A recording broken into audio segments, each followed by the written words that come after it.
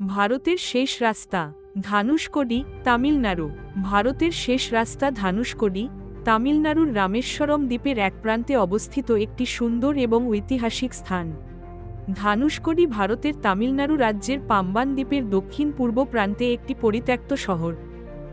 এটি পাম্বানের দক্ষিণ পূর্বে এবং শ্রীলঙ্কার তালাইমান্নার থেকে প্রায় 24 কিলোমিটার পশ্চিমে অবস্থিত। ধানুষকোডি শুধুমাত্র তার প্রাকৃতিক সৌন্দর্যের জন্য নয়, বরং এর ঐতিহাসিক এবং ভৌগোলিক গুরুত্বের জন্যও বিখ্যাত।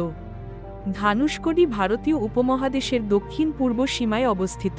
এখানকার রাস্তা সমুদ্রের ঠিক ধারে শেষ হয়েছে, যেখানে দাঁড়িয়ে আপনি দুই মহাসাগরের মিলন দেখতে পাবেন।